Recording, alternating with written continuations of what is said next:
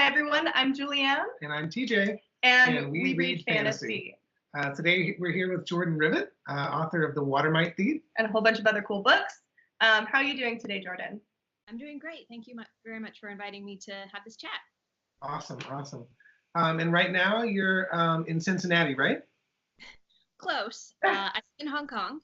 I'm from Arizona originally, but I've lived in Hong Kong since 2010. Okay, very cool. Well, we're going to go ahead and start our questions if that's okay. All right. What were you doing or where were you at when the idea for The Watermight Thief first blossomed in your mind? Well, The Watermight Thief is a spin-off set in the same world as my Steel and Fire series. Right. So after I had spent years developing this world with a magic system and different countries and different cultures and all these characters, I didn't really want to just have that be the end. So I knew at some point that I wanted to write something else set in that world. But I also had already spent 5 books with the main characters, and they'd been through a lot, and I didn't want to go back and basically ruin everything for them. So I decided to start with a different, younger main character who would interact with some of the old characters, but it's very much her own story. Her name is Tamri, and you absolutely don't have to read the other books in order to enjoy it. So I wanted to just make use of that world. But for her specifically, I was actually thinking about using a different side character who appears in the original series, who interacts briefly with the other characters. And so for a long time, that was my plan. And she is a character who is kind of like from a farm village, and I was going to have her come to the main city to study magic wielding with the prior main character. But it was never really kind of like sparking. The idea didn't quite get me excited to sit down and spend months and months working on it again. But then I thought about, there's this moment in the book 4, this is the series. So in book 4 of this series, there's this little moment in one of the cities which has a really sort of a competitive system where the characters basically are always fighting over access to the magical substance. And there's a little moment where some of this magical substance is flowing loose, and a street urchin, a little orphan girl, comes and tries to steal some of it. And then some bigger boys come and just basically take it away from her. And that to me was so much more exciting. The idea of this young character who's just like trying to fight to survive by stealing magic and selling it to the highest bidder. So I thought, well, that is actually the character that I'm much more interested in. So once I sort of realized that I was planning the spinoff around the wrong person, that's when it really came alive for me. Nice. That's amazing. Yeah, very good.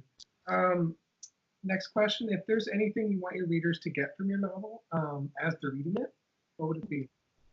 I want them to not be able to put it down. That's always my goal, is to really try and write page turners.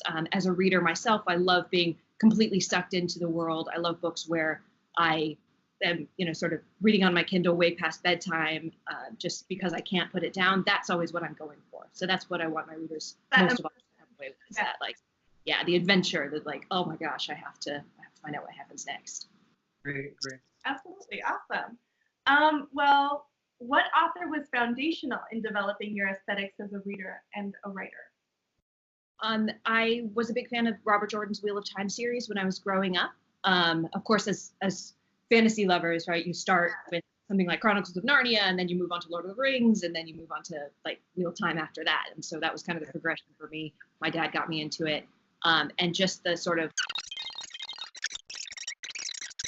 so I started reading Robert Jordan, which of course is such an immersive fantasy world with so many different lands and so many different customs, and of course lots of adventures too. So for me, that immersive experience really came from Robert Jordan. So that's always what I'm going for, I think. And of course, I read lots of fantasy, but that's sort of like the foundational text, I guess. Absolutely. But it seems to be a common thread throughout a lot of fantasy authors is like, well, there's Robert Jordan. You're like, oh, yes. He's the next step after Tolkien sometimes. Yeah, absolutely. And other than fame, fortune, and immortality, why do you write?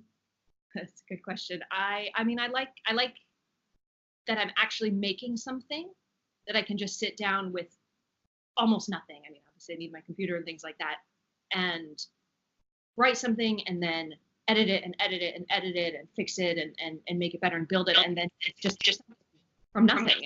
And I like that experience. And I like being able to put out into the world something that I've basically like that I've made, and it's somehow, I guess, tactile or something like that, I guess. Yeah, it's just kind of exciting to be able to do that.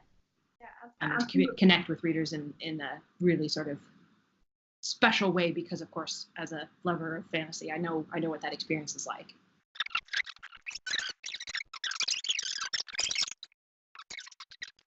Okay, proceed. Yes. Okay, so what dragon in your own life do you or have you had to wrangle with in order to get where you are today? Well, I guess publishing is always a tricky prospect, and it takes usually many books before you really start to gain traction. For me, I didn't start making a living until my 6th book, so that's really a lot of time that you have to spend just putting in the hours and putting in the hours even before you're seeing a lot of the results. So I think that is a particular challenge, I guess, that comes with being a writer, being a full-time author. But it is also really fun, like to go through and try what are the different things that work. Why is this story connecting with people and why isn't this one? So it's kind of an interesting, chewy sort of challenge as well, and I enjoy that side of it. So yeah, of course, that dragons can never just be villains, I guess. So yeah, I like the sort of the challenge of it, even though that is probably the big one. Dragons are the best. Yeah. Oh yeah, definitely.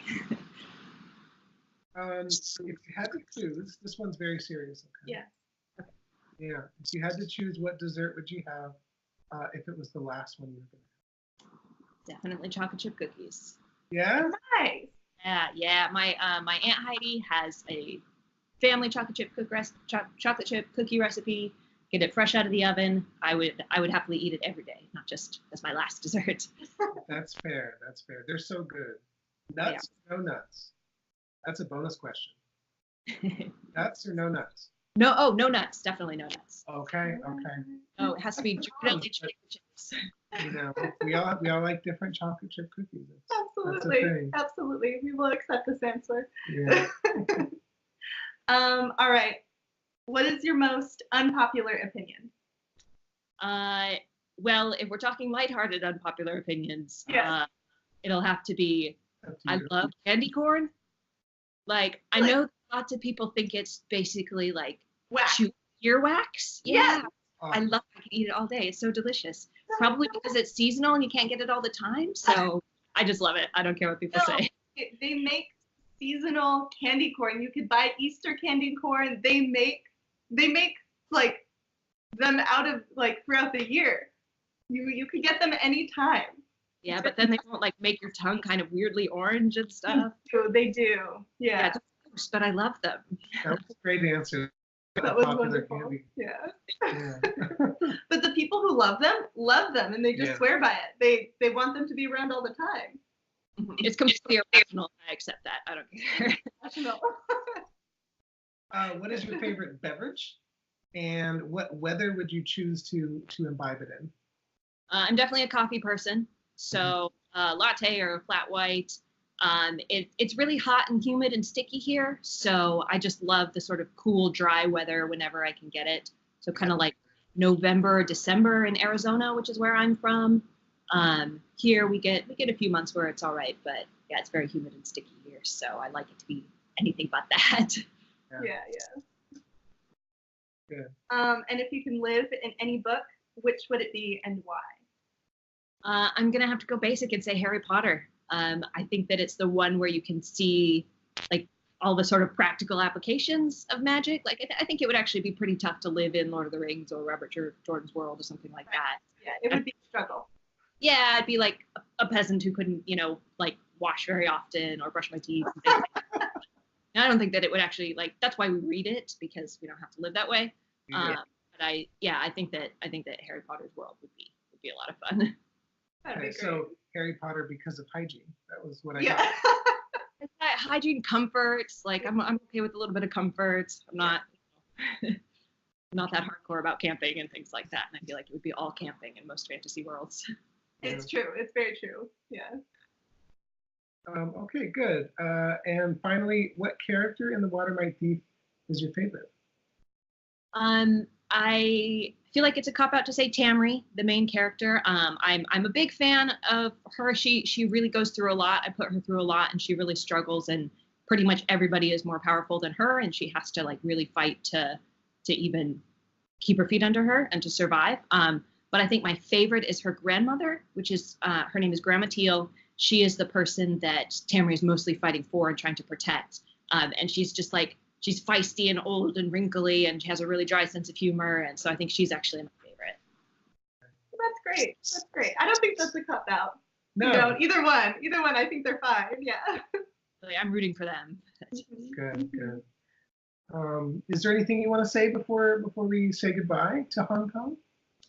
Sure. If it's okay, I wanted to let your listeners and your readers know that one of my other novels is on a 99-cent sale for the ebook. This is not connected to Steel and Fire and the Watermight Thief. It's in a completely separate world. So if you've never read anything by me, you could start with this one. It is called, there we go. It's called The Spy in the Silver Palace. It is first in a trilogy.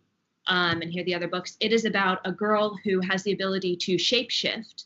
And she trains to become a spy in enemy territory. And instead, when she gets her first assignment, she's assigned to the princess of the empire, and then has to go and like spy on tea parties and palace gossip and things like that.